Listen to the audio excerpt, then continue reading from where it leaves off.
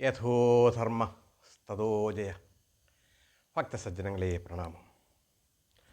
തുടർന്ന് വരുന്ന മഹാഭാരത കഥകളിൽ കഴിഞ്ഞ ഭാഗത്ത്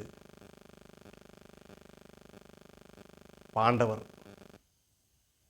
ലോമശ മഹർഷിയുടെ നേതൃത്വത്തിൽ ഋഷ്യശൃംഗ ആശ്രമത്തിലെത്തുന്നതും ഋഷ്യശൃംഗൻ്റെ ചരിതം അറിയണമെന്ന് ആഗ്രഹം പ്രകടിപ്പിച്ച ധർമ്മപുത്രർക്ക് ഋഷ്യശൃംഗ ചരിതം പറഞ്ഞു കൊടുക്കുന്നതുമായ ഭാഗമാണ് കഴിഞ്ഞ ഭാഗത്ത് പ്രധാനമായി പറഞ്ഞത്. തുടർന്ന് പിറ്റേ ദിവസം തന്നെ ലോമശ മഹർഷിയുടെ നേതൃത്വത്തിൽ യുധിഷ്ഠിരനും സഹോദരന്മാരും ഋഷ്യശൃംഗ ആശ്രമത്തിൽ നിന്ന് തീർത്ഥാടനം തുടരുകയും ആ തീർത്ഥാടനത്തോടൊപ്പം തുടർന്ന് യാത്ര ചെയ്തത് പ്രധാനമായും അടുത്ത് മഹേന്ദ്ര പർവ്വതത്തിലെത്തുകയും ഈ മഹേന്ദ്ര പർവ്വതം എന്നത് ഭൃഗുരാമൻ്റെ, അതായത് പരശുരാമൻ്റെ തപം ചെയ്യുന്ന സ്ഥലമാണ്. ത്രേതായുഗം മുതൽ പരശുരാമൻ മഹേന്ദ്ര പർവ്വതത്തിൽ തപസ്സനുഷ്ഠിക്കുകയാണ്. ഏറ്റവും ശ്രേഷ്ഠവും പവിത്രവുമായ പുണ്യസ്ഥലത്ത് ആയ ഈ മഹേന്ദ്ര പർവ്വതത്തിലെത്തിയ പാണ്ഡവരെ അവിടെ ഭൃഗുക്കൾ, അംഗിരസുക്കൾ, വസിഷ്ഠന്മാർ, കശ്യപന്മാർ തുടങ്ങിയ താപസന്മാർ സ്വീകരിക്കുകയും അവരെ ഓരോരുത്തരെയും ധർമ്മപുത്രർക്ക് ലോമശ മഹർഷി പരിചയപ്പെടുത്തി കൊടുക്കുകയും ചെയ്തു. അതിനോടൊപ്പം അകൃത വ്രണൻ എന്ന് പേരുള്ള പരശുരാമൻ ത്രേതായുഗത്തിൽ അവതരിച്ച് ജീവിച്ച കാലഘട്ടത്തിൽ പരശുരാമൻ്റെ അനുചരനായിരുന്ന ഈ വ്യക്തി താപസനായി ഈ ആശ്രമത്തിൽ ഇപ്പോൾ തുടരുകയും അദ്ദേഹത്തെയും ലോമശൻ ധർമ്മപുത്രർക്ക് പരിചയപ്പെടുത്തി കൊടുക്കുകയും ചെയ്തു. അകൃതവർണ്ണനെ പരിചയപ്പെട്ട യുധിഷ്ഠിരൻ ത്രേതായുഗത്തിൽ പരശുരാമൻ ഭൂമിയിൽ അവതരിച്ചതിന് ശേഷം അദ്ദേഹം നടത്തിയ അത്ഭുത പ്രവർത്തികളെക്കുറിച്ച് അറിയണമെന്ന് താല്പര്യം പ്രകടിപ്പിക്കുകയും അവ ചുരുക്കി അകൃതവർണ്ണൻ ധർമ്മപുത്രരെ അറിയിക്കാൻ തയ്യാറാവുകയും ചെയ്തു. ത്രേതായുഗത്തിൽ ഒരു കാർത്ത വീരാർജുനൻ എന്ന പേരുള്ള 1000 കരങ്ങളുള്ള ഒരു രാജാവ് ഭൂമിയിൽ ഭരിക്കുകയും ഈ മഹാരാജാവിന് അതിശ്രേഷ്ഠവും വിചിത്രവുമായ ഒരു സ്വർണ്ണരഥവും വിശിഷ്ട ശക്തികളും ദത്താത്രേയനിൽ നിന്ന് വരത്തിലൂടെ ലഭിക്കുകയും അതിനുശേഷം കാർത്തവീരാർജുനൻ ത്രിലോകങ്ങളിലും ഈ സ്വർണ്ണരഥത്തിൽ സഞ്ചരിച്ച് മാനവരെയും ദേവന്മാരെയും അസുരന്മാരെയും എല്ലാവരെയും പീഡിപ്പിക്കാൻ തയ്യാറാവുകയും വളരെയധികം അഹങ്കാരിയായി തീർന്ന ഈ കാർത്തവീരാർജുനൻ ദേവലോകത്ത് ദേവേന്ദ്രൻ അതിനെ പോയി അപമാനിക്കുകയും എന്തിനേറെ വിഷ്ണു ഭഗവാനെ തന്നെ വെല്ലുവിളിക്കുകയും ചെയ്ത ഒരു സന്ദർഭമുണ്ടായപ്പോൾ മാനവർക്കും ഋഷിവര്യന്മാർക്കും ദേവന്മാർക്കും എന്ന് വേണ്ട ആർക്കും സ്വസ്ഥമായി ജീവിക്കുന്ന നിലയ്ക്ക് വേണ്ടുന്ന ചുറ്റുപാടുകൾ ഉണ്ടാക്കി കൊടുക്കേണ്ട കാർത്തവീരാർജുനൻ എന്ന മഹാരാജാവ് അവർ സ്വൈര ജീവിതത്തിന് ഭംഗം വരുത്താൻ ഇടയായപ്പോൾ അവർ സാക്ഷാൽ വിഷ്ണു ഭഗവാനെ ചെന്ന് അഭയം പ്രാപിക്കുകയും ഇതിനൊരു പരിഹാരം ഉണ്ടാക്കി തരണമെന്ന് ആവശ്യപ്പെടുകയും ചെയ്തു. ആ സമയത്ത് ഭൂമിയിൽ അതിശ്രേഷ്ഠനായ ഒരു ഋഷിവര്യൻ, അതായത് ഋജീകൻ എന്ന മഹർഷി ശ്രേഷ്ഠൻ്റെ പുത്രനായ അതിശ്രേഷ്ഠനായ ജമദഗ്നി മഹർഷി നർമ്മദാ നദിയുടെ തീരത്ത് പർണശാല കെട്ടി തൻ്റെ ഭാര്യയായ രേണുകയോടൊപ്പം തപസ്സനുഷ്ഠിച്ച് ജീവിക്കുകയായിരുന്നു. അദ്ദേഹത്തിന് 4 പുത്രന്മാരുമുണ്ടായിരുന്നു. ഇർമണനൻ, സുഹോത്രൻ, വസു, വിശ്വവസു എന്നു പേരുള്ള 4 പുത്രന്മാരോടൊപ്പം നർമ്മദാതീരത്തെ ആശ്രമത്തിൽ സന്തോഷമായി കഴിഞ്ഞുകൂടുകയായിരുന്ന ജമദഗ്നിക്ക് 5ാമത്തെ പുത്രനായി സാക്ഷാൽ മഹാവിഷ്ണു ജന്മമെടുക്കുകയും ആ പുത്രന് ജമദഗ്നി രാമനെന്ന് നാമകരണം ചെയ്യുകയും ചെയ്തു. ഈ രാമനെ പിൽക്കാലത്ത്, അതായത് ബാല്യം തീരുന്നതിന് മുമ്പ് തന്നെ, മഹാദേവൻ ഒരായുധം, അതായത് മഴു എന്ന ആയുധം നൽകുകയും ആ പരശു എന്ന ആയുധം മഹാദേവനിൽ നിന്ന് ലഭ്യമായ രാമന് അന്നു മുതൽ പരശുരാമൻ എന്ന് പേര് വരികയും ഈ പരശുരാമന് ഭൃഗുരാമൻ എന്നും അറിയപ്പെട്ടിരുന്നു.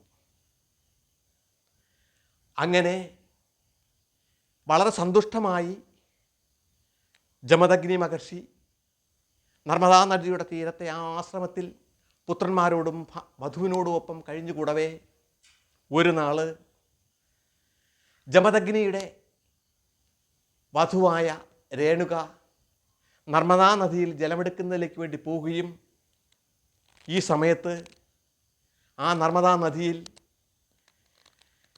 ചിത്രരഥൻ എന്നു പേരുള്ള ഗന്ധർവ രാജാവും അദ്ദേഹത്തിൻ്റെ ഭാര്യമാരും നർമ്മദാ നദിയിൽ ജലക്രീഡ നടത്തുന്നത് കാണാനിടയാവുകയും പതിവ്രതരത്നമായ രേണുക ആ ജലക്രീഡ കണ്ട് ഏതാനും സമയം ആസ്വദിച്ച് നിൽക്കാനിടയാവുകയും ഈ സമയം ജ്ഞാനദൃഷ്ടിയാൽ ജമദഗ്നി തൻ്റെ പത്നിയുടെ പാതിവൃത്യം നഷ്ടപ്പെട്ടിരിക്കുന്നു എന്ന് മനസ്സിലാക്കുകയും പതിവിലും വൈകി ആശ്രമത്തിൽ തിരിച്ചെത്തിയ രേണുകയെ കുലടേ എന്ന് വിളിച്ചുകൊണ്ട് നിൻ്റെ പാതിവൃത്യം നഷ്ടപ്പെട്ടു, ഇനി നിനക്ക് ജീവിക്കാൻ അവകാശമില്ല എന്ന് പറഞ്ഞുകൊണ്ട് തൻ്റെ ഓരോ പുത്രന്മാരെയും മുന്നോട്ട് വിളിച്ച് ജമദഗ്നി മാതാവിൻ്റെ പാതിവൃത്യം നഷ്ടപ്പെട്ടു, അവരെ നിഗ്രഹിച്ച് കളയാൻ ആവശ്യപ്പെടുകയും എന്നാൽ 4 പുത്രന്മാരും പിതാവിൻ്റെ ആജ്ഞ കേട്ട് നിസ്സംഗരായി നിന്നതല്ലാതെ ഒന്നും പ്രവർത്തിക്കാതിരുന്നത് കണ്ടപ്പോൾ അവർ 4 പേരും വൃഥാരൂപികളായി തീരട്ടെ എന്ന് ശപിച്ചതിന് ശേഷം 5ാമത്തെ പുത്രനായ പരശുരാമനെ അടുത്ത് വിളിച്ച് ബാല്യം പൂർണ്ണമായും മാറി കൗമാരത്തിലെത്തുന്നതിന് മുമ്പ് ആയിരിക്കുന്ന ഈ പരശുരാമനോട് നിൻ്റെ മാതാവ് പാതിവൃത്യം നഷ്ടപ്പെട്ട സ്ത്രീയായിരിക്കുന്നു, അവൾക്ക് ഇനി ജീവിക്കാനുള്ള അവകാശമില്ല, അവളെ നിഗ്രഹിച്ച് കളയണമെന്ന് പിതാവ് ആവശ്യപ്പെട്ട അതേ നിമിഷത്തിൽ തന്നെ തൻ്റെ കൈവശമുണ്ടായിരുന്ന മഴ കൊണ്ട് മാതാവിൻ്റെ കഴുത്ത് വെട്ടുകയും തറയിൽ വീണ് പിടയുന്നത് കണ്ട അതേ നിമിഷത്തിൽ ഭൃഗുരാമൻ ബോധം കെട്ട് നിലംപതിക്കുകയും ചെയ്തു. ഈ സമയം ജമദഗ്നിക്ക്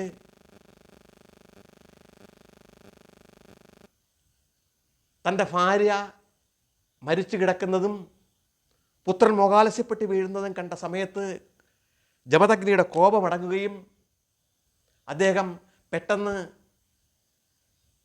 ഉണ്ണിയെ വാരിയെടുത്ത് മടിയിൽ കിടത്തി ആ ബോധക്ഷയം മാറ്റിയെടുത്തതിന് ശേഷം, പുത്ര, അതിസാഹസമായ ഈ ദൗത്യം നിർവഹിച്ച നിനക്ക് ഞാൻ എന്ത് വരമാണ് നൽകേണ്ടത് എന്ന് ആവശ്യപ്പെടുകയും ഇത് കേട്ട പരശുരാമൻ, എനിക്ക് എൻ്റെ മാതാവിനെ തിരിച്ചു തരൂ പിതാവേ എന്നാണ് ആദ്യം ആവശ്യപ്പെട്ടത്.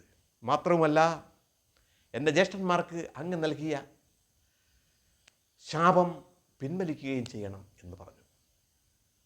വളരെ സന്തുഷ്ടനായ ജമദഗ്നി മഹർഷി ഭാര്യ രേണുകയെ ജീവിപ്പിക്കുകയും പുത്രന്മാരുടെ ശാപം ഫലിക്കാതെ പോകട്ടെ എന്ന് വീട്ടിൽ ക്ഷമിക്കുകയും ചെയ്തു. അങ്ങനെ അതിൽ നിന്നൊക്കെ മോചിതരായി സന്തുഷ്ടമായി വീണ്ടും ജമദഗ്നിയും ഭാര്യയും പുത്രന്മാരും ഐശ്വര്യമായി ജീവിതം മുന്നോട്ട് നയിക്കവേ ഒരു നാൾ കാർത്തവീരാർജുനൻ നർമ്മദാ നദീ തീരത്ത് വേട്ടയാടുന്നതിലേക്ക് വേണ്ടി എത്തുകയും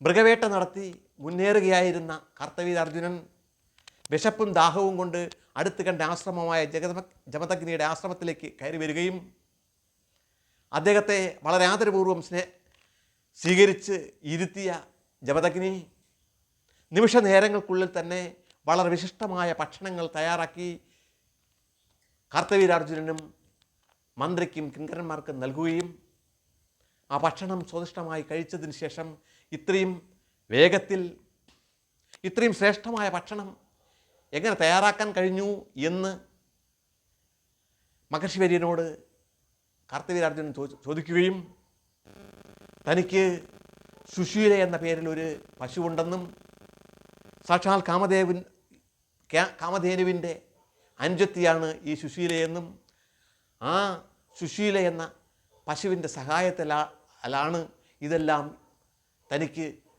കഴിയുന്നത് എന്ന് രാജാവിനെ അറിയിക്കുകയും ചെയ്തു. തൽക്കാലം ആശ്രമത്തിൽ നിന്ന് യാത്ര ചെയ്ത് കൊട്ടാരത്തിലേക്ക് പോയ കാർത്തവീരാർജുനൻ അവിടെ എത്തിയതിനു ശേഷം തൻ്റെ മന്ത്രിയായ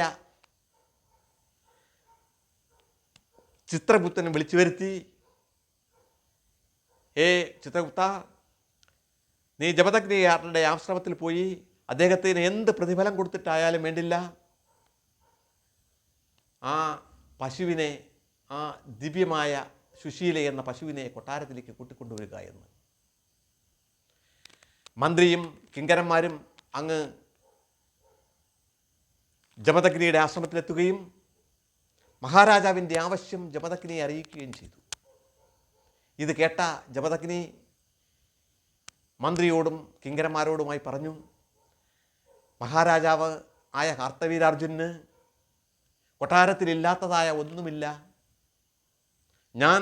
എന്നെ ഇവിടെ തേടിയെത്തുന്ന എൻ്റെ അതിഥികൾ, ദേവന്മാരടക്കമുള്ള അനേകം അതിഥികളെ ആദരിക്കുന്നതും സ്വീകരിക്കുന്നതും ഭക്ഷണം കൊടുക്കുന്നതും ഇരുത്തുന്നതും എല്ലാം ഈ സുശീലയുടെ സഹായത്താലാണ്. അതുകൊണ്ട് ഒരു കാരണവശാലും ഇതിനെ നൽകാൻ കഴിയില്ല എന്ന്. എന്നാൽ അത് കേട്ട് തിരിച്ചു പോകാൻ തയ്യാറാവാത്ത ചിത്രഗുപ്തനും കിങ്കരന്മാരും പകുതി രാജ്യം തന്നെ നൽകാമെന്നാവശ്യപ്പെട്ടിട്ടും ജമദഗ്നി തയ്യാറാവാതിരുന്നപ്പോൾ ബലമായി സുശീലയെ പിടിച്ചുകൊണ്ടു പോകാനുള്ള ശ്രമം നടത്തവേ സുശീല അന്തരീക്ഷത്തിലേക്ക് ഉയർന്ന് മറഞ്ഞു പോവുകയും കിടാവിനെയും കൂട്ടി ചിത്രരഥനും കൂട്ടുകാരും കൊട്ടാരത്തിലേക്ക് പോവുകയാണ് ഉണ്ടായത്. എന്നാൽ അവരുടെ പിറകെ ഓടിച്ചെന്ന് ആ കിടാവിനെ തിരിച്ചു നൽകണമെന്ന് ആവശ്യപ്പെട്ടുകൊണ്ട് പിറകെ ഓടിയ ജമദഗ്നി മഹർഷിയെ മന്ത്രിയും പരിവാരങ്ങളും ചേർന്ന് തല്ലി കൊല്ലുകയാണ് ഉണ്ടായത്. നിമിഷങ്ങൾക്ക് ശേഷം ജമദഗ്നിയെ അന്വേഷിച്ചിറങ്ങിയ രേണുകയ്ക്ക് രക്തത്തിൽ കുളിച്ച് മരിച്ചു കിടക്കുന്ന തൻ്റെ പതിയെ കണ്ട് മാടത്തടിച്ച് വിലപിക്കുകയായിരുന്ന അവരുടെ വിലാപം കേട്ട് പുത്രന്മാർ അവിടെ ഓടിക്കൂടുകയും പരശുരാമനെ കണ്ട രേണുക 21 തവണ തൻ്റെ നെഞ്ചിലടിക്കുന്നത് കണ്ടിട്ട് പരശുരാമൻ, എൻ്റെ മാതാവ് എൻ്റെ മുന്നിൽ 21 തവണ മാറത്തടിച്ച് നിലവിളിച്ചതിനാൽ ഈ ഭൂലോകം മുഴുവൻ 21 പ്രാവശ്യം ഞാൻ ചുറ്റി നടന്ന് ഇതേപോലത്തെ ദുഷ്ടന്മാരായ ക്ഷത്രിയന്മാരെ നിഗ്രഹിക്കുന്നതാണ് എന്ന് മാതാവിൻ്റെ മുന്നിൽ വെച്ച് ശപഥമെടുക്കുകയും ശേഷം പിതാവിനെ ചിതകൂട്ടി ചിതയിൽ വച്ചതിന് ശേഷം എല്ലാവരും വിഷ്ണുഗീതം ആലപിച്ചു കൊണ്ടിരിക്കുന്ന സമയത്ത് സാക്ഷാൽ അസുരഗുരുവായ ശുക്രാചാര്യർ അവിടെ എത്തുകയും അദ്ദേഹം ജമദഗ്നിയെ നോക്കി മൃതസഞ്ജീവനി മന്ത്രം ഉരുവിടുകയും മൃതസഞ്ജീവനി മന്ത്രത്തിലൂടെ ജമദഗ്നിയെ ജീവിപ്പിക്കുകയും ചെയ്തു. ജീവൻ തിരിച്ചു കിട്ടിയ ജമദഗ്നിക്ക് സുശീലയുടെ കിടാവിനെയെങ്കിലും തിരിച്ചു കിട്ടണമെന്ന് ആഗ്രഹം പ്രകടിപ്പിക്കുകയും പരശുരാമൻ അങ്ങ്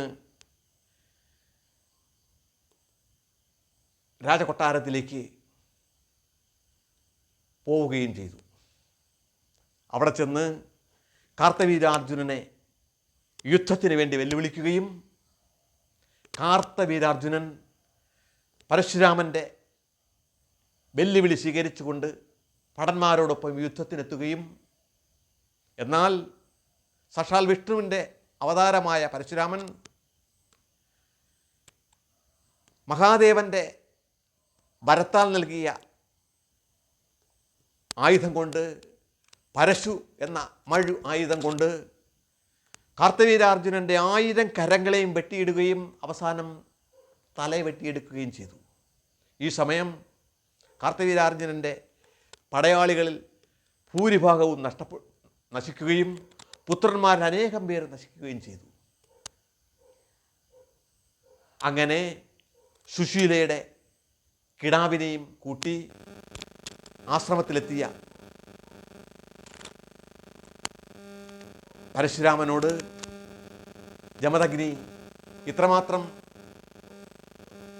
ആൾക്കാരെ നിഗ്രഹിക്കാനിടയായ നീ ആ നിഗ്രഹ പാപം തീരുന്നതിലേക്ക് വേണ്ടി മഹേന്ദ്ര പർവ്വതത്തിൽ പോയി തപസ്സനുഷ്ഠിക്കണമെന്ന് ആവശ്യപ്പെടുകയും പിതാവിൻ്റെ ആഗ്രഹപ്രകാരം പരശുരാമൻ മഹേന്ദ്രഗിരിയിലേക്ക് പോവുകയും ചെയ്തു.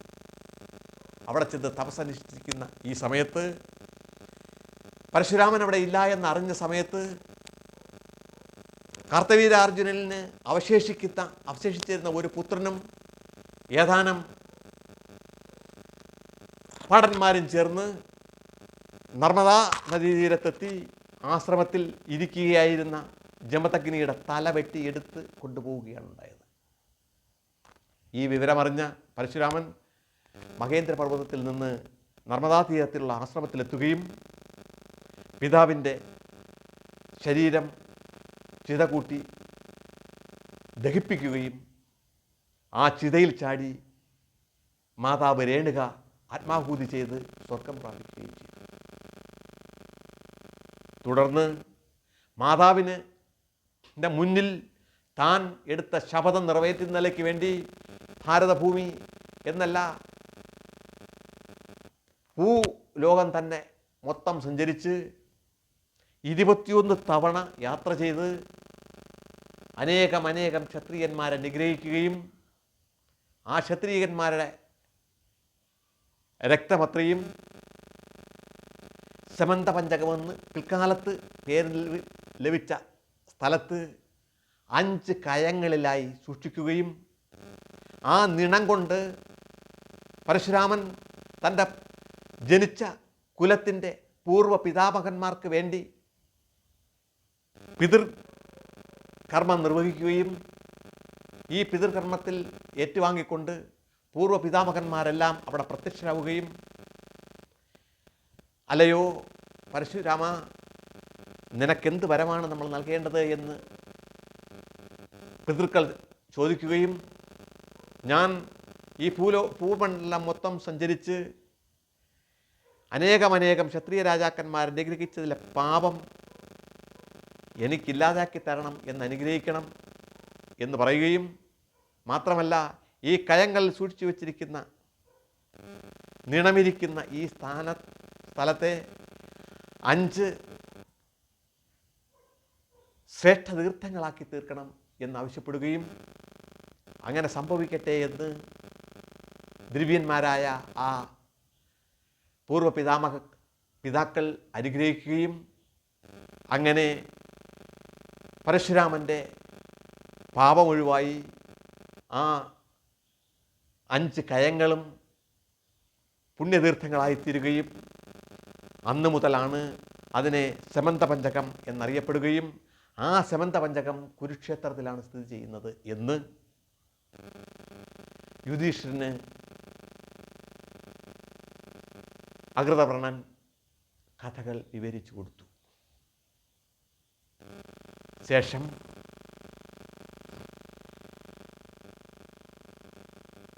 അവിടെ നിന്ന് പാണ്ഡവർ ലോമശ മഹർഷിയുടെ നേതൃത്വത്തിൽ മഹേന്ദ്രപർവ്വതത്തിലുള്ള ആശ്രമത്തിലുള്ള എല്ലാ ശ്രേഷ്ഠന്മാരോടും യാത്ര പറഞ്ഞ് തെക്കോട്ട് യാത്ര ചെയ്ത് ഗോദാവരി നദീതീരത്തെത്തുകയും ഗോദാവരി നദിയുടെ തീരത്തുള്ള തീർത്ഥങ്ങളിലും സ്നാനം ചെയ്തതിന് ശേഷം ഇന്ന് ദ്രാവിഡ ദേശത്തെത്തുകയും ദ്രാവിഡ ദേശത്തുള്ള പുണ്യസ്ഥലങ്ങളെല്ലാം സന്ദർശിച്ചതിന് ശേഷം വീണ്ടും തെക്കോട്ട് സമുദ്രതീരത്തുകൂടെ യാത്ര ചെയ്ത് ദ്വാരകയ്ക്ക് സമീപമുള്ള പ്രഭാസ തീർത്ഥത്തിലെത്തുകയും ആ പ്രഭാസ തീർത്ഥത്തിൽ എത്തിയ പാണ്ഡവർ യുധിഷ്ഠിരൻ 12 ദിനരാത്രങ്ങൾ വായുവും ജലവും മാത്രം ഭക്ഷിച്ച് ചുറ്റും അഗ്നി കൂട്ടി അഗ്നിയുടെ നടുവിലിരുന്ന് ഘോരമായ തപസ്സനുഷ്ഠിക്കാനിടയായി. 12 നാളുകൾ അങ്ങനെ തപസ്സനുഷ്ഠിച്ചിരിക്കുകയായിരുന്ന സമയത്ത് ദ്വാരകയ്ക്ക് സമീപമായിരുന്ന ഇവരെ ആ പ്രഭാസ തീർത്ഥത്തിൽ യുധിഷ്ഠിരൻ ഈ വിധം തപസ്സനുഷ്ഠിക്കുന്ന വിവരം ബലരാമനും കൃഷ്ണനുമൊക്കെ അറിയാനിടയാവുകയും ബലരാമനും കൃഷ്ണനും സാത്യകിയും അനുചരന്മാരും കൂടെ പ്രഭാസ തീർത്ഥത്തിലെത്തുകയും യുധിഷ്ഠിരനെ അതിൽ നിന്ന് പിന്തിരിപ്പിക്കുകയും ചെയ്തു. പിന്തിരിപ്പിച്ചത് ആ സന്ദർഭത്തിന് ശേഷം ബലരാമൻ കൃഷ്ണനോടായി ഇപ്രകാരം സംവാദം നടത്തി.